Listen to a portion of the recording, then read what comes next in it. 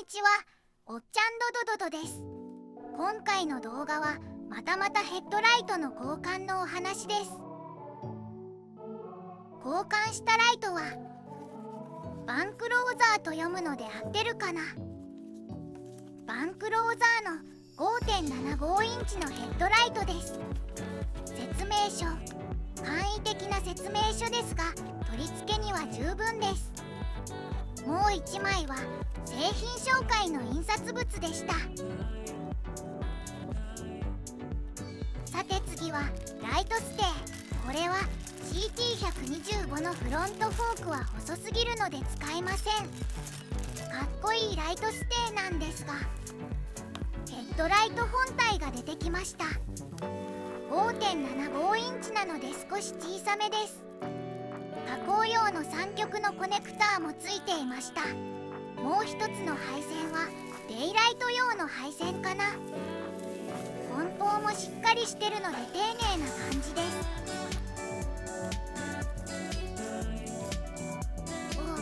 ライトが X です。目立つヘッドライトです。前のライトが暗かったので明るいと良いな。ということで前のヘッドライトを外していきます。こうしてみると水がかかる可能性のある箇所の基板がむき出しとは走行中に故障しなくてよかったです。雨の日も通勤で使ってましたが基板にシリコンスプレーを吹きかけていたのが良かったのかな。ライトハウジングの取り外し。このタイプのライトだと取り外しが簡単、調整も楽です。 CT125 のライトステーだと汎用ヘッドライトが取り付けできないので延長ステーをつけています。このライトステーはホームセンターの鉄材で作りました。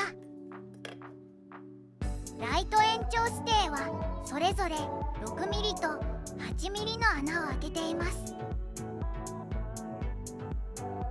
それではヘッドライトハウジングを取り外して取り付けの準備をしていきます。プラスの2本のネジで止まってるので外します。ネジを外せば簡単に外れました。前のヘッドライトと違って防水と放熱の対策がしてあります。安心。ハウジング内部もライトステーの取り付けナットが溶接ではないので外れて脱落の心配はしなくて良さそうです。ライトの配線は H4 のタイプともう1本はデイライト用です。説明書を見てみるとハイビーム、ロービーム、アース、基本的な構成のようです。 CT125 は H4 のカプラーではないので付属していた変換カプラーを加工します。純正は8ピンのカプラーです。ライトの配線を切断後に取り付けしやすい方法でつなげましょう。おっちゃんは切断加工を選びました。純正に戻す際はまた加工し直せばよいと楽観的に切ってしまいました。手持ちのギボシ端子で加工してます。配線が同色なのはごめんなさい。こんな感じでバイパスするように配線を作りました。スイッチやインジケーターに電気が流れるように接続します。付属してた H4 カプラーを加工。良い感じでできましたがギボシのオスとメスを逆につけてました。反省。デイライトの配線も完成。車体側のデイライトの配線の色は緑色です。それではライト点灯のテスト。うまく点灯しました。今はロービームです。ハイビームとロービームの切り替え。メーターのハイビームのインジケーターも確認しました。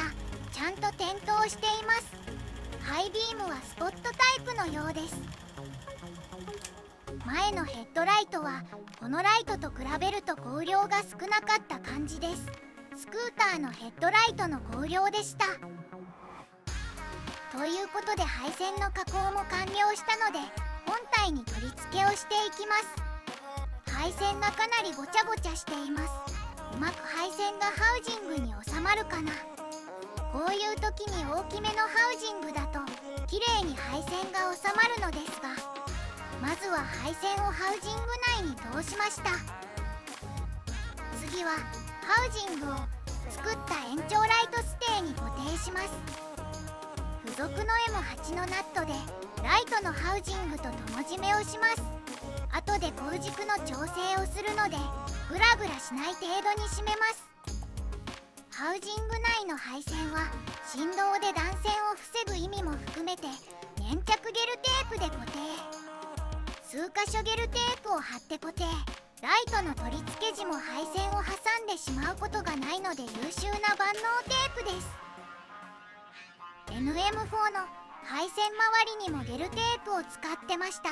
配線が溶けたりすることもなくしっかりと粘着してたので実験済みで安心です。配線をハウジングのカーブに合わせて貼り付けるとライト本体が取り付けやすいです。ハウジング上部の爪に引っ掛けてからカブをはめ込む感じです。まだ配線が少し邪魔をしているようです。うまくはめ込めません。ウインカーの配線やアクセサリー用の配線をハウジング内に収めないといけないので結構きつい感じです。購入時に USB の充電器がついてましたが外しちゃおうかな。なんとか配線が収まってうまくライトも装着できました。忘れずに2箇所プラスのネジで固定しましょう。外した前のライトと比べてます。前に装着してたライトも 5.75 インチのヘッドライトでした。ヘッドライトを装着した外観はこんな感じです。暗くなるのを待ってヘッドライトの明るさを見てみたいと思います。日没直後の感じですがライトは明るいです。広範囲が照らされています。工軸は家の壁で大体で合わせてみましたが動画を見ると少し上向きになっていますね。帰ったらライトをもう少し下に向けます。すれ違った方眩しくてごめんなさい。真っ暗な道も走ってみました。問題なく明るいです。暗くて分かりにくいですがかなり限定的にスポットな感じです。ですがロービームが明るいので全く問題はないです。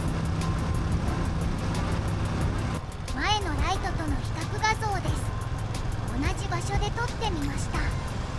両方ともハイビームで走行していますが明るさの差は歴然です。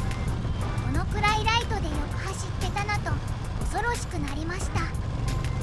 年末年始が仕事柄激烈に忙しくて帰ったら寝てしまいツーリングもバイクのカスタムもできてませんが来年はいろいろとやっていないことをしてみたいな。